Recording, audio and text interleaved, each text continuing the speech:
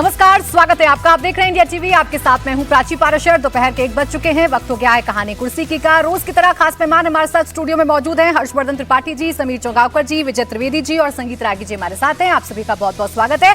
सबसे पहले बात करेंगे उत्तर प्रदेश की। देश में 27 की तैयारी शुरू हो चुकी है। इसी चुनावी पिच पर अब फुल सियासी प्रैक्टिस शुरू हो गई है और यूपी का दंगल सबसे इंपॉर्टेंट है। सनातन के पथ पर बीजेपी इस बार फिर लीड करने की तैयारी में है, तो अखिलेश यादव राम मंदिर चढ़ावा चोरी के ट्रैक पर पूरी बिसात बिछा रहे हैं। संसद के मॉनसून सत्र में सपा ने हर दिन चढ़ावा चोरी का मुद्दा उठाया, संसद परिसर के बाहर प्रोटेस्ट किया, दान पात्र लेकर चंदा वसूला और उसे दिल्ली के हनुमान मंदिर जाकर डोनेट भी किया। ऐसे में अखिलेश यादव ने चढ़ावा चोरी के ट्रैक पर एआई का सपोर्ट लिया है। एआई जनरेटेड वीडियो के जरिए अखिलेश यादव ने बीजेपी पर सीधा अटैक किया। अखिलेश यादव ने आज कुछ घंटे पहले ये वीडियो पोस्ट करने के साथ ही गाने के साथ पूरे लिरिक्स को टेक्स्ट के तौर पर शेयर किया है। अखिलेश ने इस वीडियो से मैसेज देने की कोशिश की है कि राम मंदिर चढ़ावा चोरी में बीजेपी शामिल है और अगर बीजेपी किसी भी जन कल्याणकारी योजना की बात करती है, पैसे देने की बात करती है, तो उस पैसे को क्यों नहीं लेना है, ये अखिलेश यादव अपनी इस वीडियो के जरिए बता रहे हैं। तो अखिलेश यादव पूरी कोशिश कर रहे हैं कि राम मंदिर के इर्द गिर्द ही पूरी सियासी पिच को तैयार किया जाए। इसमें कितना कामयाब अखिलेश यादव होंगे, आइए इसी पर करते हैं चर्चा की शुरुआत। हर्षवर्धन जी, इस वीडियो में सीधे तौर पर अखिलेश यादव ये कह रहे हैं कि चोरी का पैसा है और इस चोरी के पैसे को एक्सेप्ट नहीं करना है जनता को, वरना पाप लगेगा, श्राप लगेगा। ये यूपी की लड़ाई आपको किस ओर जाती हुई दिख रही है? देखिए, इसका सीधा सा मतलब ये हुआ कि अखिलेश यादव को ये डर लग रहा है कि अगर जो अलग अलग राज्यों में सीधे खाते में पैसा देने की योजनाएं सरकारों ने चलाई है, हालांकि मैं पूरी बात करने से पहले बीच में ही बोल दूं कि मैं इसका घनघोर विरोधी हूं। कोई भी सरकार अगर सीधे खाते में किसी के पैसे डाले तो मैं उसका घनघोर विरोधी हूं। लेकिन जो अभी तक दिख रहा है, जहां जहां इस तरह की योजनाएं चली हैं उसका लाभ मिला है। किसको मिला है? सरकार को मिला है। यहां उनको लग रहा है कि अगर ये योजना यहां भी चली और योगी आदित्यनाथ के पक्ष में वो चला गया तो हमारे लिए वैसे ही मुश्किल है, और अगर ये चला तो फिर क्या होगा? फिर वो जिसको कहते हैं ना क्लीन स्वीप हो जाएगा, ऐसा क्लियर मैंडेट हो जाएगा, उसका डर है उन्हें। अब उसमें ये जोड़ने की कोशिश कर रहे हैं कि देखिए ये चंदा चोरी का पैसा है या चढ़ावा चोरी का। लेकिन मुझे लगता है कि अखिलेश यादव के जो भी रणनीतिकार हैं उनको कांग्रेस से इस मामले में सीखने से बचना चाहिए, क्योंकि देखिए कांग्रेस ने पहला जो बड़ा एआई वीडियो बनाया था वो नरेंद्र मोदी की माताजी का बनाया था, और उस वक्त आपको याद होगा कि बिहार के चुनाव चल रहे थे, उस वक्त का वीडियो था। और क्या हुआ? उससे पहले किसने ऐसा एआई वीडियो बनाया था? तो अरविंद केजरीवाल ने डॉक्टर भीमराव अंबेडकर का बनाया था कि देखिए अंबेडकर जी आशीर्वाद दे रहे हैं।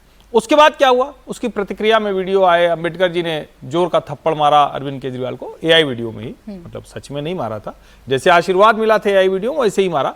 उसके बाद फिर वो भाजपा की तरफ से चला और अब ये आ रहा है। मेरा ये मानना है कि आप एआई वीडियोज का इस्तेमाल करिए, लेकिन ऐसी जो कहे ना कि उसकी ऐसी क्या कहें कि प्रभावशाली स्क्रिप्ट हो, ऐसा कुछ हो कि सामने वाले के दिमाग में आए हो। मुझे नहीं लगता कि इससे उनको लाभ होगा। और ये वीडियो जो मैंने देखा, ये तो जिसने बनाया है वो आप अगर उसको सुने देखें तो बिल्कुल ही लगता है कि वो प्रभावहीन है, और किसी ने बस कहा कि ठीक भाई एआई में 2 प्रॉम्प्ट डालो और वीडियो बना के दे दो। ऐसे चुनाव नहीं लड़ा जाता है। मुझे लगता है अखिलेश जी के लिए बड़ी मुश्किल होने वाली है। दूसरे मुद्दों पर वो लड़े तो यूपी में बहुत से मुद्दे हैं, उस पर काम कर सकते हैं। अब देखिए, इस वीडियो में अगर फोकस की बात करें समीर जी, तो राम मंदिर चढ़ावा चोरी की बात दिखाई जा रही है और खासकर महिलाओं को केंद्र में रखकर इस वीडियो को पोस्ट किया गया है। ये उस योजना का काउंटर है जो चर्चा उत्तर प्रदेश में चल रही है कि महिला के खाते में डायरेक्ट पैसे अब ये सरकार देगी। ऐसे में महिला वोटर्स को क्या अपनी तरफ शिफ्ट करने की कोशिश अखिलेश यादव कर रहे हैं? देखिए, अखिलेश यादव की पूरी कोशिश होगी कि राम मंदिर में जो चढ़ावा चोरी का जो मामला हुआ था उसे चुनाव तक बनाकर रखा जाए और किसी भी तरीके से उसका राजनीतिक लाभ आने वाले विधानसभा में लिया जाए। लेकिन जहाँ तक अखिलेश यादव को जो सबसे बड़ा डर अभी लग रहा है कि जिस तरीके से योगी आदित्यनाथ सरकार महिलाओं के लिए कैश ट्रांसफर स्कीम लेकर आने वाली, और कहा जा रहा है कि अभी घोषणा हुई नहीं है कि 50,000 रुपये होंगे, उसमें 30,000 पहले देंगे, बाद में 10,000 की 2 इंस्टॉलमेंट देंगे, या 20,000 पहले देंगे और 10,000 की बाद में इंस्टॉलमेंट दी जाएगी। ये अखिलेश यादव के डर का सबसे बड़ा कारण है। इसका बड़ा कारण ये है कि पूरे 10 साल अगर अखिलेश योगी आदित्यनाथ की सरकार को देखें, 2017 से लेकर 2027 जब चुनाव में जाएंगे तब तक अखिलेश यादव के पास कोई ऐसा भ्रष्टाचार का बड़ा आरोप योगी सरकार पर वो लगा नहीं पाए, योगी जी के ऊपर व्यक्तिगत वो कोई आरोप लगा नहीं पाए। तो उन्हें लग रहा है कि मेरे पास कोई ऐसा कुछ है नहीं कि मैं योगी के खिलाफ चुनाव में जा सकूं। और जो महिलाओं को योगी आदित्यनाथ ने अपराधियों से उत्तर प्रदेश को मुक्त किया, जिस तरीके से मुख्तार अंसारी और अतीक अहमद का जिस तरीके से योगी आदित्यनाथ ने कहा था कि मिट्टी में मिला देंगे और अपराध मुक्त करने का काम योगी आदित्यनाथ ने उत्तर प्रदेश को किया है, तो महिलाएं तो वैसे ही सुरक्षित अपने आप को बहुत महसूस कर रही है योगी सरकार में कि अब रात को 11 बजे और 12 बजे भी महिलाएं आराम से घूम सकती है, क्योंकि उन्हें पता है कि प्रदेश का मुख्यमंत्री योगी आदित्यनाथ है। इस चौराहे पर अगर कोई बदमाश हरकत करेगा तो अगले चौराहे पर उसका इनकाउंटर हो जाएगा। तो ये जो महिलाओं को जो ताकत योगी जी ने दी है कि आप आराम से उत्तर प्रदेश में रहिए, यहाँ कोई अपराधी रह नहीं सकता, तो मुझे लग रहा है ये एक बड़ी ताकत महिलाओं की योगी के साथ जुड़ी है। और उसके साथ अगर महिलाओं को कैश ट्रांसफर की एक एडिशनल सपोर्ट मिलती है, देखिए सिर्फ कैश ट्रांसफर के आधार पर कोई चुनाव जीत नहीं सकता। इसे तमाम राज्यों में चुनाव हुए, जगनमोहन रेड्डी ने इतना कैश महिलाओं को दिया, उसके बाद वो बुरी तरीके से चुनाव हारे। छत्तीसगढ़ में भूपेश बघेल ने किया था, वो हारे। दिल्ली में तो अरविंद केजरीवाल है जो तमाम योजनाएं लेकर आए, वो चुनाव हारे। अशोक गहलोत ने राजस्थान में इतनी योजनाएं घोषित करी महिलाओं को लेकर, वो चुनाव हारे। तो सिर्फ उसके दम पर चुनाव नहीं दिया जाता। योगी आदित्यनाथ का जो कामकाज है 2017 से लेकर लगातार, वो एक बहुत बड़ी ताकत योगी के साथ है। और उस ताकत में महिलाओं का कैश जुड़ जाएगा तो एक मतलब जिसे कहते हैं ना कि कोई ताकत फिर योगी आदित्यनाथ को चुनाव से हराने की स्थिति में नहीं रहेगी। योगी निर्विवाद रूप से चुनाव जीतेंगे। तो अखिलेश को यही डर है कि पहले ही योगी मजबूत है, ऊपर से कैश ट्रांसफर करेंगे तो अखिलेश यादव के लिए कोई स्कोप नहीं बचेगा, वो चुनाव लड़ने के पहले चुनाव से बाहर हो जाएंगे। इसीलिए कोशिश कर रहे हैं कि जो योगी आदित्यनाथ का कोर वोट बैंक है उसमें सेंधमारी की जाए, चाहे वो फिर सॉफ्ट हिंदुत्व की बात विजय जी हो या फिर महिलाओं को रिझाने की बात हो। बिल्कुल ठीक बात है, लेकिन दोनों ही जगह थोड़ा सा मतलब वैसे तो वो ज़्यादा समझदार लोग हैं, अनुभवी लोग हैं अखिलेश जी, लेकिन दोनों ही इशू पर बहुत कमज़ोर फ्रंट पर नहीं है योगी आदित्यनाथ। हिंदुत्व वाले मसले पर तो मुझे वैसे भी नहीं लगता कि हिंदुत्व वाले मसले पर उनको कोई लड़ाई लड़ने की ज़रूरत है उनके साथ या होगा। और जैसे चढ़ावा चोरी का है ना, इसमें ये क्या है, थोड़ा सा दुधारी तलवार है। आप चढ़ावा चोरी तक जाएं लेकिन कहीं यहाँ स्लिप ना हो जाए कि सनातन और हिंदू धर्म पर कुछ मसला आ जाए तो वो आपको नेगेटिव कर सकता है। ये दुधारी है, मतलब चढ़ावा चोरी से तो हिंदू जो लोग हैं, जो भक्त लोग हैं, श्रद्धालु हैं, वो सब दुखी हैं, लेकिन वो उसको वहाँ तक नहीं ले जाना चाहते कि आप धर्म के साथ उसको जोड़कर देख लें। चोरी तक तो ठीक है, अब इस बारीक लाइन को भी आपको ध्यान रखने की ज़रूरत है। महिलाओं के साथ वो कर सकते हैं, महिलाओं पर कैसे काम करना है। और वो तो ये चढ़ावा चोरी का पैसा 50,000 रुपये है या किसका है वो तो अलग इशू है। आप भी 40,000 रुपये की योजना लेकर आ रहे हो तो फिर इसमें क्या मुकाबला हुआ? या तो आप कहते हैं कि भाई हम ऐसे ही लड़ेंगे, इसके विरोधी हैं। हाँ, हालांकि हम तो दोनों के लिए खिलाफ हैं। हम लोग इस तरह की फ्रीबीज पर लगातार बात करते रहे कि उसके साथ नहीं है। मुझे लगता है अखिलेश जी को एक बार पूरे 10 साल का योगी सरकार का एनालाइज करवाना चाहिए किसी के साथ, और फिर उसमें से देखना चाहिए कि किस इशू को वो अटैक कर सकते हैं। ये जनरल करने से काम नहीं चलेगा। और फिर वो जैसे डिफ्यूज उनका हो रहा है एक तरह से, कंसंट्रेशन में कह रहा हूँ कि जैसे पीडीए में जो पंडित जी आए थे उनके, वो भी मतलब मुझे नहीं पता कि कितना फ़ायदा उनको होगा नहीं होगा। ये मानकर चलिए कि कोट पर जनेऊ पहनने से नहीं बनेंगे आप हिंदू।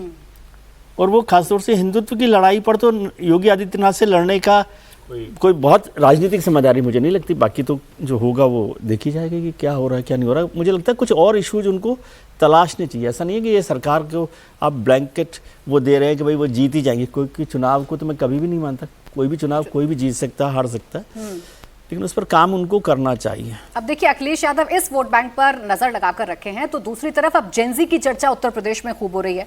अखिलेश यादव राम मंदिर चढ़ावा चोरी के ट्रैक पर बीजेपी को घेरने की फिराक में है, तो सीएम योगी सनातन के साथ साथ जेनजी को अपने पाले में लाने का बेस तैयार कर रहे हैं। स्वतंत्रता दिवस पर जेनजी और जेन अल्फा को लेकर सीएम योगी ने कई बड़े ऐलान किए और कहा कि जल्द ही यूपी सरकार जेनजी और जेन अल्फा के लिए नई यूथ पॉलिसी लाएगी। योगी ने कहा है कि यूपी का युवा पलायन की समस्या से मुक्त हो चुका है, निवेश और रोजगार के नए दरवाजे खुल रहे हैं। आने वाले दिनों में हर युवा के हाथ में स्किल, इनोवेशन और रोजगार होगा। प्रदेश के युवाओं से कहना चाहता हूं, आपकी प्रतिभा से ही यूपी की शक्ति निहित है। हमारी सरकार ने नकल माफिया, भर्ती माफिया के विरुद्ध कठोर कार्रवाई की है।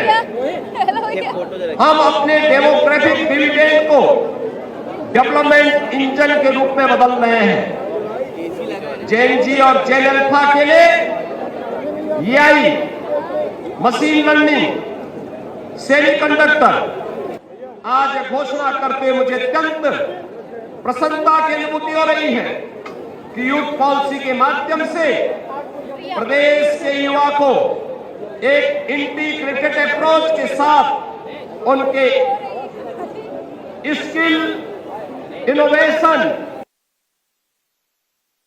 और अधिक मजबूती प्रदान करने में हमें सफलता प्राप्त होगी। अब देखिए, जेनजी को लुभाने की कोशिश की जा रही है। उत्तर प्रदेश की अगर वोट बैंक की बात संगीत जी कर लें तो 15% वोटर्स जो हैं वो जेनजी हैं इस बार उत्तर प्रदेश में, और ये 15% वोटर्स ही इस बार ये डिसाइड कर सकते हैं कि उत्तर प्रदेश में कौन सत्ता में रहेगा और कौन सत्ता से बाहर रहेगा। ऐसे में उन्हीं को लुभाने की कोशिश चाहे बीजेपी हो, चाहे समाजवादी पार्टी हो, बसपा हो या कांग्रेस हो, सब कर रहे हैं।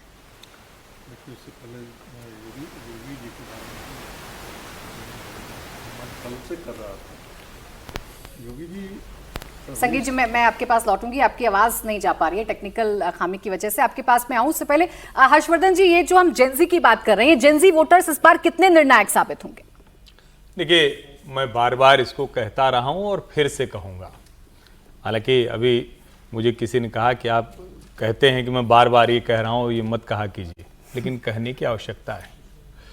जेनजी ऐसे बात हो रही है जैसे जेनजी के अलावा देश में कोई है नहीं, जैसे जेनजी एक कोई अलग मंगल ग्रह में रह रहा हो, उसका कोई जिला, जवार, प्रदेश, देश ऐसे बन गया हो।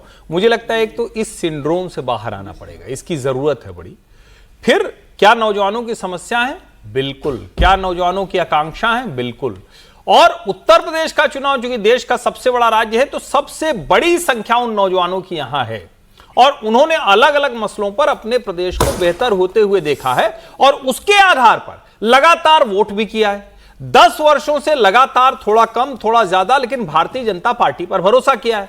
अब अगर भारतीय जनता पार्टी पर 10 वर्षों के लगातार विश्वास के बाद वो खड़े होंगे और 2027 में उत्तर प्रदेश के लिए और 29 में देश के लिए वोट डालने जाएंगे, तो वो पूछेंगे कि आपने हमारी आकांक्षाओं को जहां ले जाकर खड़ा किया उससे आगे क्या, अंग्रेजी में कहा जाता है ना, व्हाट नेक्स्ट, और वो ये तय करेगा कि ये चुनाव किस दिशा में जाएगा। और इसलिए भी बड़ा महत्वपूर्ण है कि जब आप किसी को कहते हैं कि भाई ठीक है, अच्छी रफ्तार में चलो, बढ़िया से चलो, और उसके बाद अचानक आप कहते हैं कि ठीक है, तुम इस रफ्तार में तो चली रहे हो, हम तुम्हें लेकर आए, तब वो चिढ़ने लगता है। इसको समझिए। और दुर्भाग्य से भारतीय जनता पार्टी के रणनीतिकार अब उस जनरेशन को चिढ़ाते हैं। वो जब कहते हैं कि अच्छा देखो तुम्हारा ये भला हो गया, इतने दिन से ये नहीं हुआ था, तो उनको लगता है कि अरे भाई ये तो हमारे सामने का देखा हुआ है, हम तो 22 साल के 25 साल के जो हुए तो हम तो बचपन से ही देख रहे हैं, हमने तो कोई ऐसा बड़ा चेंज नहीं देख लिया। ये उनके पहले वाली जनरेशन थी। तो तब जब आप कहेंगे तो जेनजी और जेन अल्फा को कम्युनिकेट करने का तरीका ठीक करना पड़ेगा और निश्चित तौर पर उत्तर प्रदेश के चुनाव में यह महत्वपूर्ण भूमिका निभाएगा ही निभाएगा। अब देखिए, अगर चुनाव की ही बात कर लें तो उत्तर प्रदेश की सियासत में जो सरकारें हैं 3 से 5% के डिफरेंस पर बनती बिगड़ती हैं, और ऐसे में अगर युवाओं का वोट 3 से 5% इधर उधर शिफ्ट करता है तो बहुत बड़ी निर्णायक भूमिका युवा विजय जी निभा सकते हैं उत्तर प्रदेश के चुनाव में।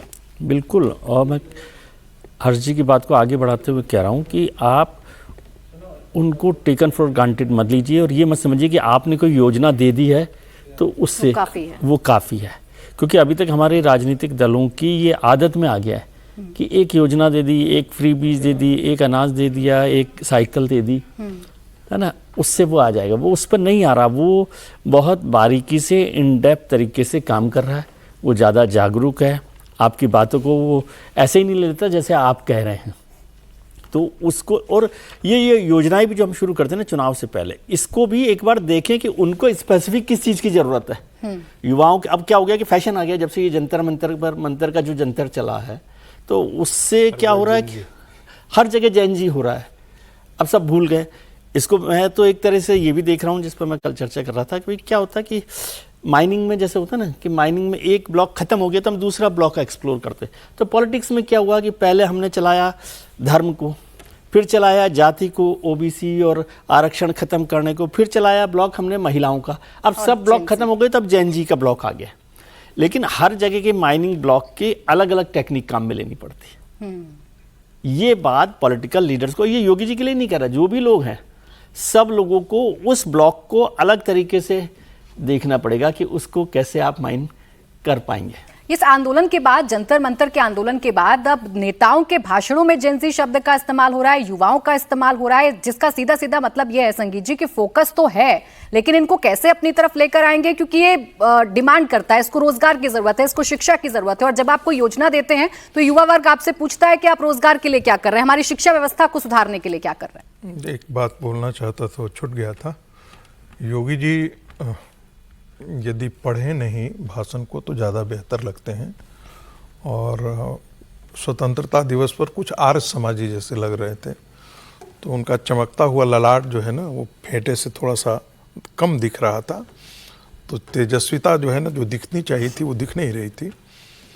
तो जो भी उनके हैं, हम लोगों का तो यही उम्मीद रहेगी कि वो जिस लय में बोलते हैं, जिस तेजस्विता और ऊर्जा के साथ वो भाषण करते हैं, हालांकि 15 अगस्त और 26 जनवरी पर जब इस प्रकार का कोई भी उद्बोधन होता है तो बड़ा लीक से हटकर कुछ भी बात निकल जाए तो बड़ा कठिन हो जाता है, तो नहीं होना चाहिए, लेकिन फिर भी वो बहुत अच्छा बोलते हैं। दूसरी बात, मुद्दे की बात आते हैं। देखिए 132 ऐसी कंस्टिट्यूएंसी थी पिछली बार उत्तर प्रदेश में जिसपे 2000-1000 के बीच का जो अंतर था उसके आधार पर फैसला हुआ है। पिछली बार भारतीय जनता पार्टी को जो वोट मिला था और जो समाजवादी पार्टी को वोट मिला था उसके बीच का अंतर 9% के आसपास था। यदि सारे गठबंधनों को मिला देते हैं तो ऐसे में उस वोट प्रतिशत का अंतर जो है वो 7% के आसपास आ जाता था, यानी कम जाता था। लेकिन 12.33% वोट जो है वो मायावती जी को मिला था, और इस कारण से मिला था कि मुसलमानों का पूरा ये सोच आ गया था कि भारतीय जनता पार्टी से वो नहीं लड़ रही है, इसलिए सारा मुस्लिम वोट जो है वो शिफ्ट कर गया था समाजवादी पार्टी की तरफ। कांग्रेस 1 कुछ प्रतिशत 3-2 या कुछ ऐसे 3-1% के आसपास वोट उसको मिला था। आज के दिन में कांग्रेस पार्टी, उसमें से राजभर की पार्टी निकल गई है। राजभर की पार्टी आज के दिन में भारतीय जनता पार्टी के साथ है। चुनाव आते आते तक यदि कोई भी मोर्चा बदल जाए तो हम कह नहीं सकते हैं। अब बात आती है कि क्या ये जो 7% का गैप था, तो क्या ये जेनजी जिसे हम कहते हैं, एक तो हमारे यहाँ होता क्या है कि बच्चा एक यदि किसी ढक्कन के नीचे जिसे कहते हैं ना नाली में गिर जाए या खुले पानी वगैरह में गिर जाए कहीं पर, तो पूरा मीडिया जो है फिर बच्चों पर शुरू हो जाती है। कोई एक घटना घटी उसी को पूरा मीडिया लेकर के इतना मथता है, इतना रगड़ता है। हम उसके बारे में मूल्यांकन करना, इमोशनल मूल्यांकन ज़्यादा करते हैं। हम जिसे कहते हैं रीगर एनालिसिस जो होता है हमारे यहाँ कम ही होता है। अब आप देखिए कि ये जो जेनजी का आंदोलन था, क्या ये वाकई पूरे जनरेशन का आंदोलन था या एक विचार पर से जुड़े हुए एक वैचारिक आग्रह या दुराग्रह जो भी कह लें, जो भारतीय जनता पार्टी के खिलाफ वैसे भी वोट करता है और उनसे जुड़े हुए लोगों का ये आंदोलन था। ये ऐसा मेरा मानना है और पहले दिन से मानना है। अब इसमें हुआ क्या कि बहुत सारे ऐसे लोग भी थे जो तटस्थ थे, जो भारतीय जनता पार्टी के पक्ष में भी थे या तटस्थ थे, वो भी इस आंदोलन का हिस्सा बने। क्यों हिस्सा बने? इसलिए हिस्सा बने क्योंकि वह नीट पेपर के लीक से जुड़ा हुआ मामला था जो सभी के घरों को प्रभावित कर रहा था। तो क्या वो लोग जो हैं जो भारतीय जनता पार्टी के साथ जुड़े हुए थे, जिनके अपने भी पहले भी वो वोट करते आए थे, क्या वो सारे के सारे इस साइड आकर के पलट जाएंगे? मुझे ऐसा नहीं लगता है। दूसरी बात कि भारतीय जनता पार्टी का जो ग्राउंड वर्क है, जिसके बारे में जिक्र यहाँ पर किया गया, समीर जी ने भी जिसका बड़ा जिक्र किया कि डेवलपमेंट बहुत इंपॉर्टेंट है। दूसरी बात, केंद्र की योजनाओं का फायदा बहुत हुआ है।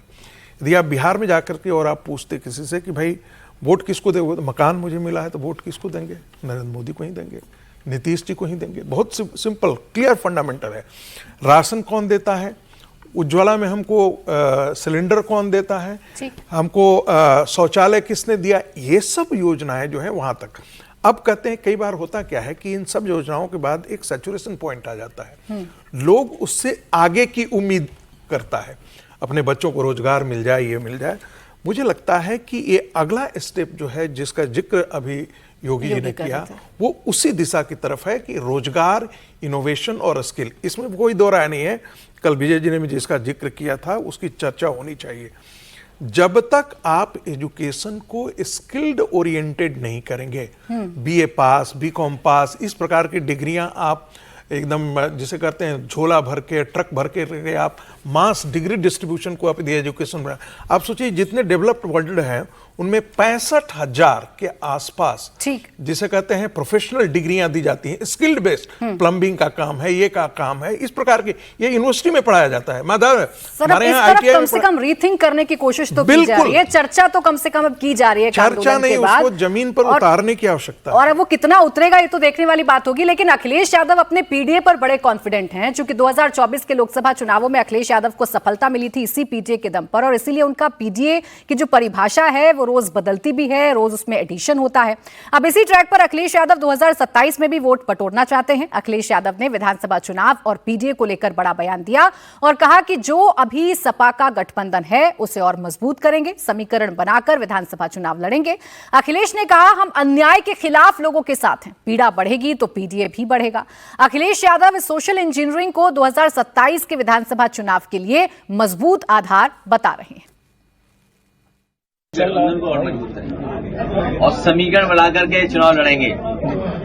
और इधर तो सब लोग जुड़ रहे हैं पार्टी से जी, बड़ी संख्या में लोग जुड़ रहे हैं। आरोप ये लग रहा है कि पीडीए में आपका हर बार ए का मतलब बदल जाता है, ये आरोप लगती है, बता दीजिए। ये जो ना समझ लोग हैं जानते ही नहीं। जी जी, पीडीए पिछड़ा, दलित, अल्पसंख्यक, माइनॉरिटी जिसमें आधी आबादी मुसलमान भाई। जी जी, पंडित जी का शॉर्ट फॉर्म पीडी, क्या गलत है इसमें बताओ जी, ये क्या बात है भाई? अगर कोई अन्याय हो रहा है, जैसे बुलडोजर चल गया जी और माँ बेटी की जान चली गई जी, तो बताओ उनके साथ नहीं खड़े होंगे हम? नहीं गए। जो पीड़ा में है, जो दुखी है, जो अपमानित हो रहा है, जिसको न्याय नहीं मिल रहा है, वो कोई हो, हम उसके साथ हैं। पीड़ा बढ़ेगी तो पीडीए बढ़ेगा। तो पीडीए की जो सफलता 2024 में मिली समीर जी, क्या उसी से ओवर कॉन्फिडेंस में आकर अखिलेश यादव रोज पीडीए की नई परिभाषा भी बताते हैं, रोज उसमें नए वर्गों को ऐड भी करते हैं, कभी पंडित जी, कभी अल्पसंख्यक, कभी अगड़ा, सब कुछ जोड़ लेते हैं इसमें। इस बार सफलता मिलेगी इससे कि नहीं मिलेगी? देखिए 2024 के चुनाव में अखिलेश यादव को जो पीडीए की सफलता मिली, मतलब वो उनको खुद को आश्चर्य हो रहा होगा कि मुझे 37 सीटें कैसे आ गई। वो तो बार बार गिन रहे होंगे वाकई 37 सीटें मिली कि नहीं। जिस समय प्रधानमंत्री नरेंद्र मोदी के लिए चुनाव लड़ रहे हैं उत्तर प्रदेश में, जहाँ ये कहा जा रहा था कि भाई अखिलेश और कांग्रेस मिलकर भी लड़ ले तो दहाई का आंकड़ा नहीं छू सकते, वहाँ अखिलेश यादव अकेले 37 सीटों पर और कांग्रेस साथ 42 सीटों पर अगर चले गए तो निश्चित रूप से बहुत बड़ा उनकी सफलता थी और बहुत बड़ा भारतीय जनता पार्टी के लिए झटका था। तो उनको ये लगा कि भाई ये पीडीए चल गया है तो पीडीए की पुश पकड़ के रखना है, इसे छोड़ना नहीं, इसी को लेकर चलना है अगले चुनाव तक। लेकिन उसके बाद जो 9 विधानसभा उपचुनाव हुए उसका भी परिणाम अखिलेश यादव को देखना चाहिए।